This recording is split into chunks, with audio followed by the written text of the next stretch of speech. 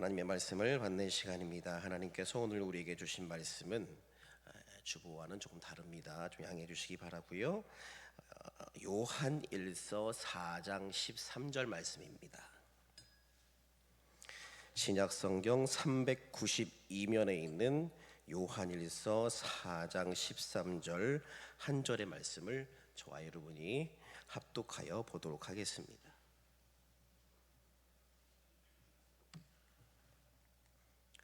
말씀을 읽으시는데 우리가 마음을 합하여서 한 목소리로 말씀을 두 번 읽도록 하겠습니다. 시작.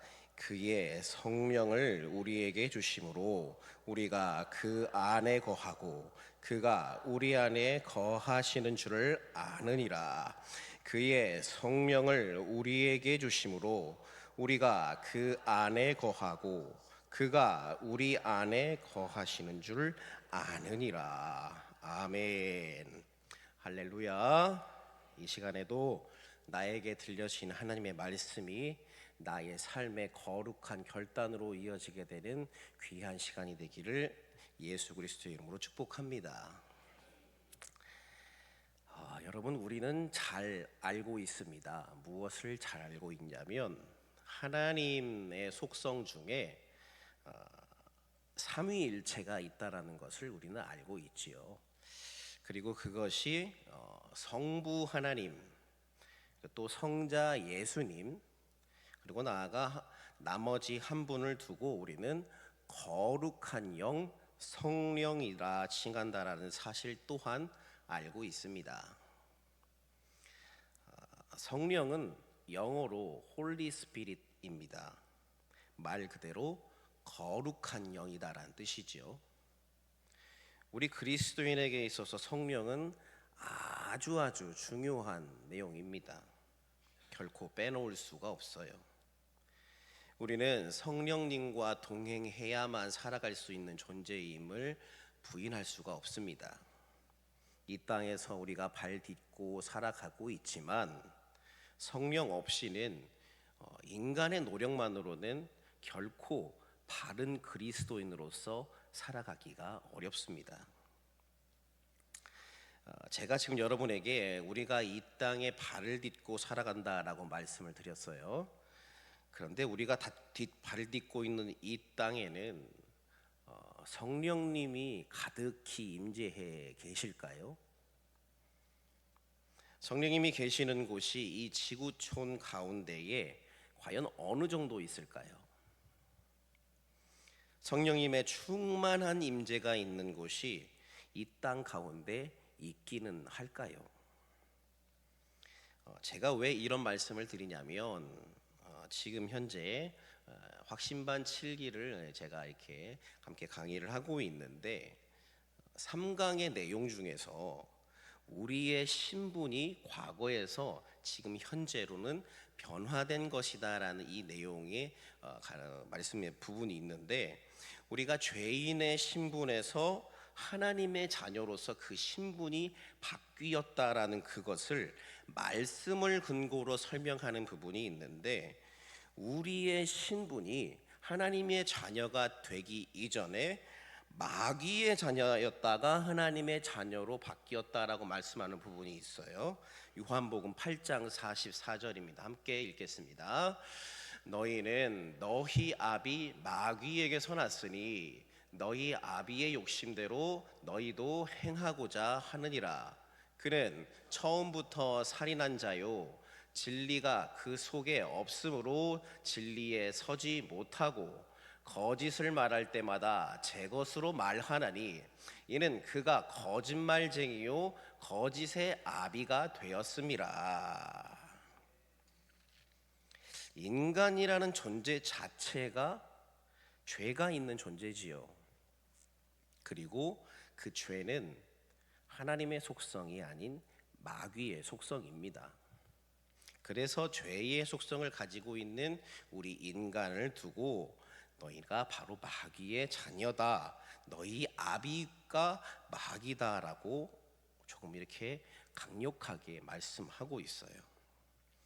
그래서 그럴까요? 왜 이렇게 인간들이 사는 이 세상에는 성령의 임재하심보다, 성령의 운행하심보다 악령의 활동이 훨씬 더 많아 보이는 것일까요? 악령을 우리들은 흔히 마귀, 사탄, 귀신 등으로 표현합니다. 악령은 왜 존재하고 무엇을 하고 그들의 미래는 과연 어떻게 될까? 먼저 악령이 언제부터 있었는지 우리는 알 수 없지만 아담과 하와 때부터도 그때도 있었다라는 것을 우리는 압니다.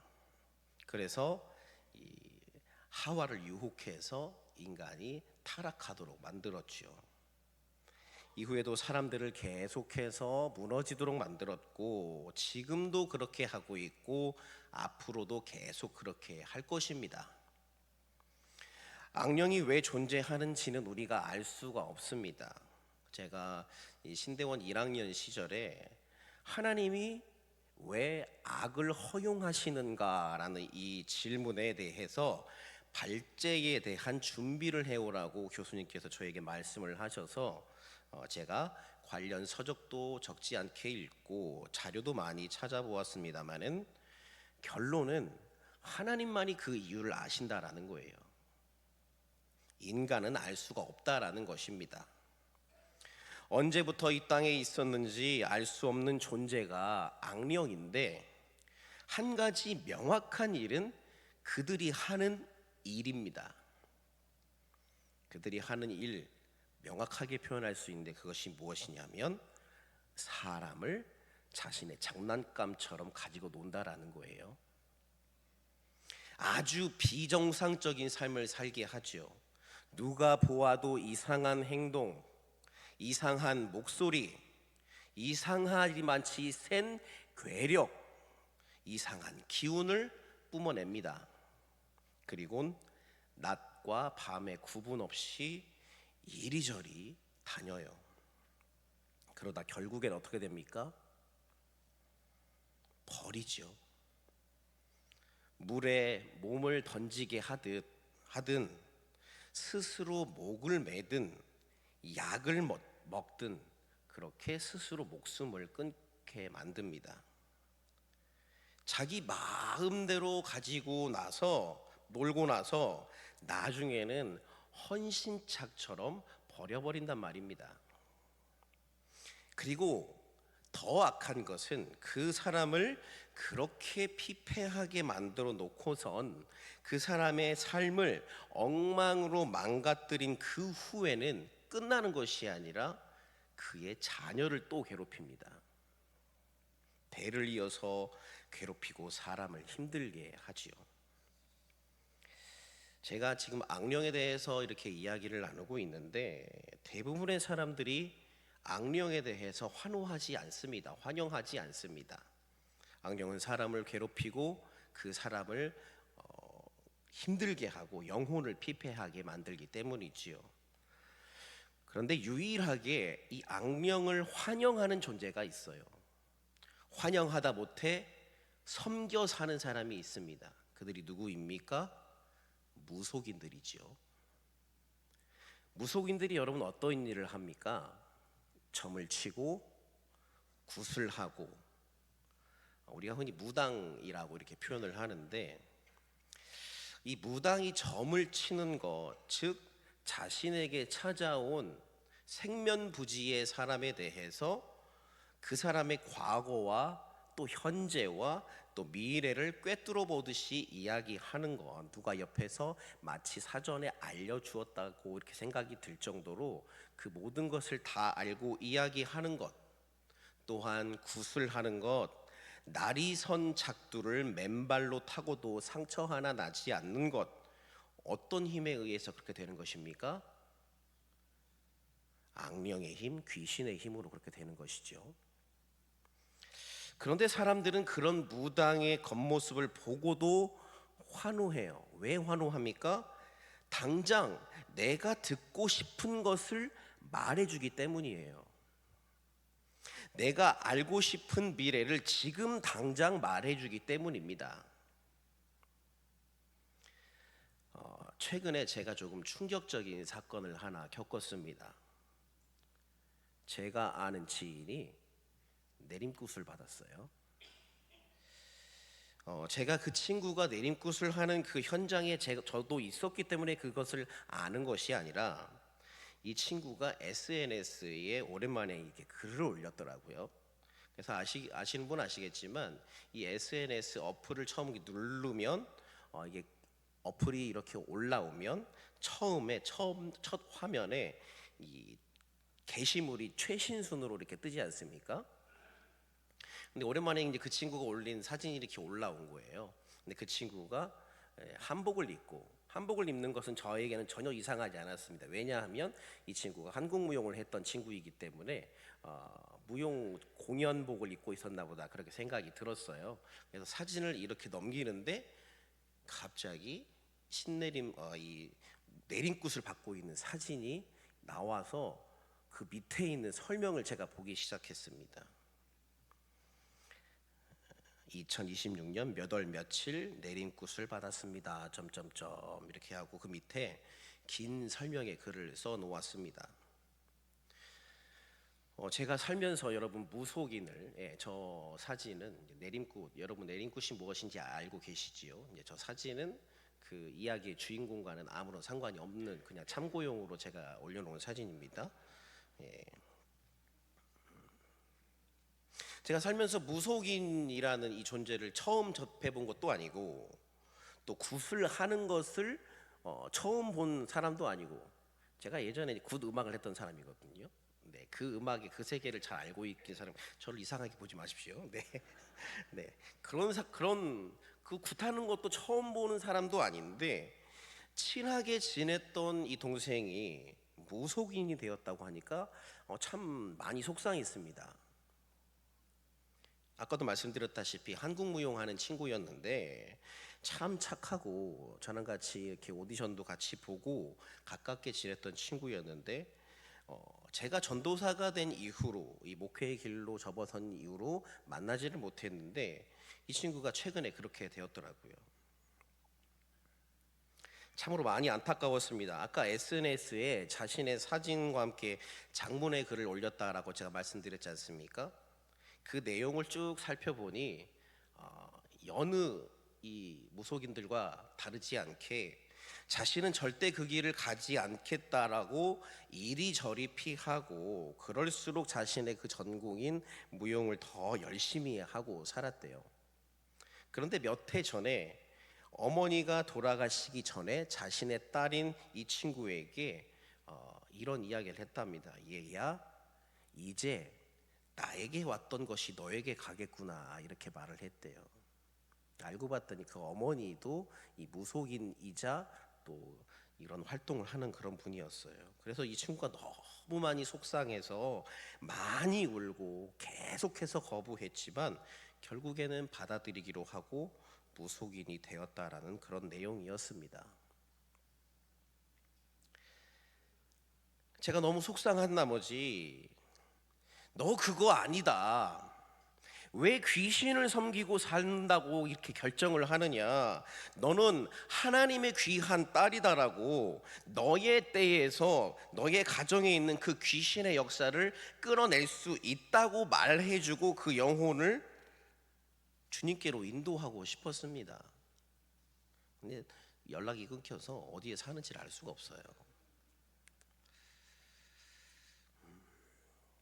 사랑하는 여러분, 이렇듯 귀신은 사람을 속이고 괴롭힙니다. 그의 어머니를 괴롭힌 것도 모자라서 그 딸에게까지 무속인이 되게 하는 그런 악한 짓을 벌이는 것이 바로 악령이 하는 일이에요. 악령은 결국 사람을 파멸의 길로 몰아갑니다. 영상을 하나 준비했는데요. 이분이 원래는 이 대기업에 다니시는 굉장히 잘 나가시는 분이었는데 자신의 눈에 자꾸 무언가가 보이고 어떤 소리가 계속 들리고 그랬대요. 그래서 자기는 죽어도 자기도 아까 제가 소개했던 그 친구처럼 자기는 죽어도 그 길을 안 가겠다고 버티다가 무속인이 되었는데 하나님을 만나게 되어서 모든 이 귀신을 섬기는 일들을 다 버리고 목사가 되신 분이에요. 잠깐 영상을 한번 보도록 하겠습니다. 어느 날 피곤해서 몸을 벽에 기대고 잠깐 쉬고 있었는데 분명히 제 어머니는 돌아가셨는데 앞에서 어머니가 걸어 들어오시는 게 보이는 거예요. 깜짝 놀라서 몸을 일으키면서 엄마? 그런데 어머니가 막 우세요. 우시면서 하시는 말씀, 내가 죽은 지 얼마나 됐다고 네가 벌써 내 생일을 잊어버려 하면서 어머니가 막 우세요. 엄마 그게 무슨 말이에요? 그리고 어머니 쪽으로 확 뛰어갔는데 없어져 버렸어요. 놀라서 달려가 찾아보고 수첩을 뒤져보니까 홍영규 열이틀, 정말 제 어머니 생신이더라고요. 기가 막혔죠. 저는요 그때 봤던 그 어머니가 그 당시나 정말 제 어머니인지 알았거든요. 제 어머니가 아니었고 제가 최초로 본 귀신이었던 거예요. 사탄 마귀 귀신은 사람의 가장 약한 부분을 속이고 들어오거든요. 제가 예수님을 믿기 전에는 집에서 제사를 할 때 제사상 뒤에 돌아가신 어머니, 할아버지, 할머니, 6.25 때 끌려가다 돌아가신 외삼촌, 어릴 때 배아리하다 죽은 제 친누나 제사상 뒤에 와서 앉아있는 것을 제가 본 적이 있어요. 근데 예수님을 믿은 이후에 보니까 옛날에 봤던 제 조상들은 하나도 없는 거예요. 어디서 왔는지 정체도 알 수 없는 시커먼 귀신들이 제사상 뒤에 와서 앉아있더라니까요. 그제서야 저는 알게 됐죠. 그래, 우리 모두가 전부 다 속고 있는 거였구나. 제가 귀신 들린 거 확실히 맞고 그 귀신을 받아들이지 않으면 신병에 걸려서 시름시름 앓다가 결국은 제가 죽게 되고, 제가 죽은 이후에 누님이나 어린 여동생이 무당을 해야 된다 그러는 거죠. 그날부터 수없이 많은 밤을 눈물 콧물 범벅이 되면서 고민하다가 드디어 결심을 해요. 그래, 누나나 여동생이 무당하는 것보다는 차라리 내가 희생을 하자 해서 드디어 내린 붓을 받아요. 귀신들이 가지고 있는 여러 가지 특징을 알게 된 거죠. 그 첫 번째 특징은요, 신경질이에요. 저는 무당 아줌마들이 배운 게 없고 태생이천에서 툭하면 짜증내고 싸움하고 신경질 내는지 알았거든요. 아니에요. 우리 같은 보통 사람도 누구나 귀신 들리면 그렇게 신경질 내게 되는 거예요. 두 번째 특징, 거짓말 엄청나게 잘해요. 우리네 보통 사람은 거짓말했다 들키면 양심의 가책을 느끼잖아요. 이들은 그렇지 않아요. 거짓말했다 들켜봤자 나오는 대답은 오직 하나, 아님 말고. 본인만 깨끗하면 되지 왜 화를 내고 그래? 이렇게 뻔뻔하게 나와요. 뻔뻔한 것도 귀신의 특징인가 봐요. 세 번째, 남을 비판하고 이간질을 시켜요. 무당이 적게는 4명에서 많게는 10명이 한 팀이 돼서 구슬하는데 같이 모여 앉아있을 때는 기가 막히게 서로들 칭찬하죠. 기도 많이 하는가 봐 그러고 띄워주고 칭찬하다가 이 사람이 잠깐만 자리 비면 저 여정에서 바람난 거 알아? 바로 욕을 하기 시작해요. 불안해서요, 화장실도 마음대로 못 가요. 네 번째 특징, 질투가 엄청나게 많아요.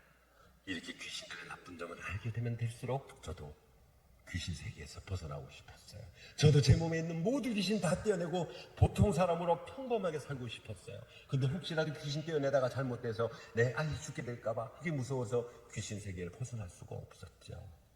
이때 멍든 가슴은 정말 하나님 아버지 말고는 아무도 모르세요.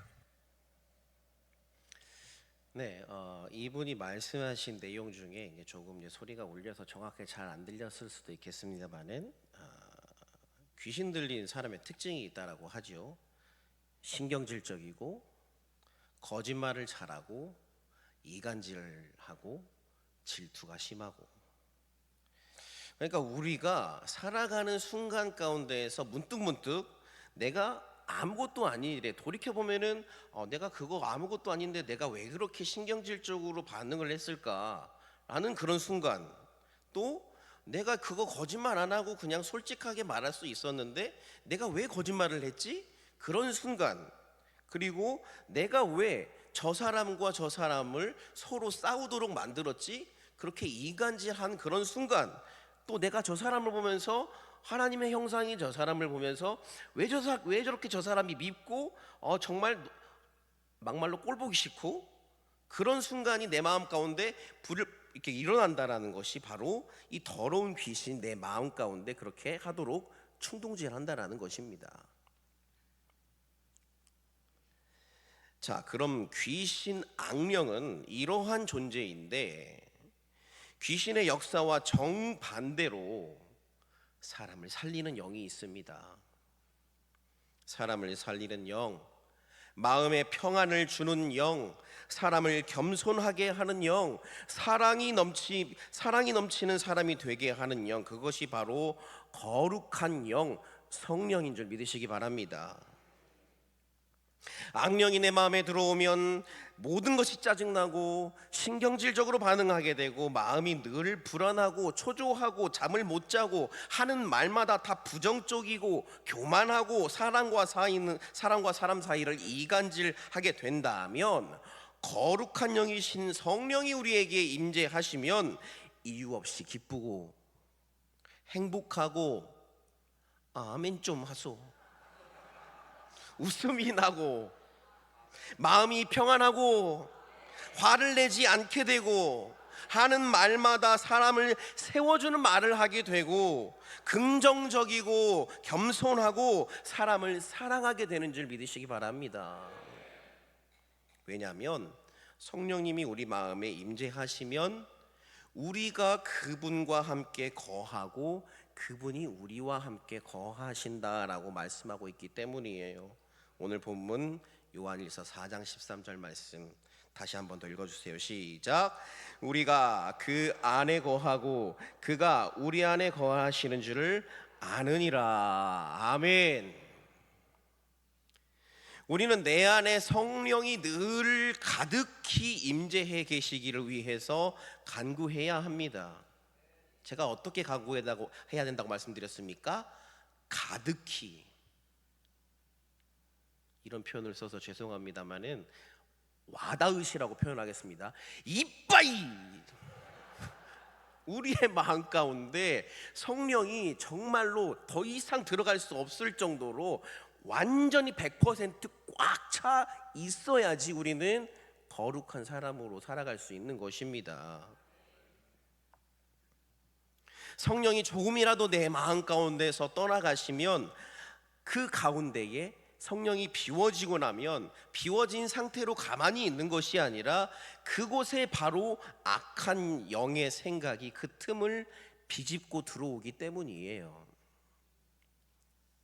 우리 목사님께서는 말씀을 많이 해주셨습니다만은 이 사탄에 대한 표현인 헬라어 원어 표현이 디아볼로스입니다.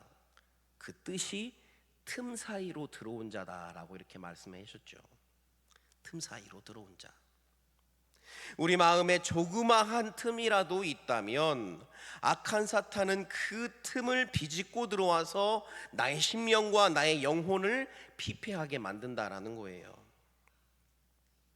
사랑하는 여러분, 성령을 사모하십시오. 성령을 사모하십시오. 성령의 임재가 가득한 내가 되기 위해서 기도하십시오. 성령의 임재가 가득한 내 남편, 내 아내, 내 자녀가 되기 위해서 기도하십시오. 성령의 임재가 가득한 우리 목장, 우리 교구, 우리 교회가 되기 위해서 기도하십시오. 여러분, 사람에게도 이러할진데 교회라고 크게 다르겠습니까? 교회에도 성령님의 임재가 사라지면 그 자리에 더러운 사탄이 역사하게 되어 있습니다. 성령의 임재가 사라지면 성령 충만해야 할 우리 아름다운 이 목장에 악한 사탄 마귀가 역사해요. 성령의 임재가 사라지면 성령 충만해야 할 우리 찬양팀에, 차량 봉사팀에, 주방팀에, 기도팀에, 자치기관의 교육부서에 사탄이 장난질 치는 일이 시작된다라는 것입니다. 사랑하는 여러분, 내가 속한 자리 어디서든 상관이 없습니다. 어디서든 성령님을 사모하십시오. 성령의 임재를 간구하십시오. 그리고 무엇보다 우리가 성령을 사모해야 하는 궁극적인 이유가 있습니다. 한번 보여주십시오. 우리가 성령을 사모해야 하는 궁극적인 이유 한번 읽어주시기 바랍니다. 시작. 성령은 하나님을 예배하도록 인도하시기 때문입니다. 아멘. 초대교회가 모이면 예배하고 흩어지면 복음 전했던 이유가 무엇입니까? 그들 안에, 그 공동체 안에 성령이 가득했기 때문입니다. 그리스도인의 제일 되는 가장 큰 목적은 하나님을 예배하는 일이에요. 그런데 그 예배하는 일이 방해받지 아니하고 온전히 이루어지려면 성령님의 임재가 가득해야 한다라는 것입니다. 성령이 내 안에 가득히 임재해 계시면 누가 시키지 않아도 예배의 자리에 자동적으로 나아가게 되어 있습니다. 예배가 새벽이든 낮이든 저녁이든 늦은 밤이든 예배의 자리에 나아가게 되어 있습니다. 최고의 하나님께 최선의 예배를 드리기를 원한다면 성령의 임재를 사모해야 합니다. 성령의 임재가 가득한 그곳에 하나님을 향한 완전한 예배가 끊임없이 이어져 나가게 될 줄 믿습니다. 간절히 축복합니다. 성령님의 임재를 사모함으로 말미암아 바른 예배자로 살아가는 하나님이 찾으시는 예배자로 살아가십시오. 그래서 최고의 하나님께 최선의 예배를 목표를 실천하며 살아가게 되는 우리 모두가 되기를 간절히 축복합니다. 하나님 감사합니다. 이 시간 주님의 말씀을 들음으로 성령님을 내 안에 모시고 살아가는 마음의 혈단을 허락하시니 감사합니다. 우리가 결코 성령님을 떠나 살아가지 않도록 우리에게 굳건한 믿음을 허락하여 주옵소서. 성령이 나를 떠나가시면 나는 아무것도 아님을 고백합니다. 오직 나를 살리고 나를 거룩하게 살아가게 하는 성령님과 늘 동행하며 살아가는 우리가 되게 하여 주옵소서. 또한 성령이 나와 함께 하심으로 말미암아 하나님이 찾으시는 온전한 예배자가 바로 내가 되기를 원합니다. 주님 함께 하여 주시옵소서. 살아계신 예수 그리스도의 이름으로 기도합니다.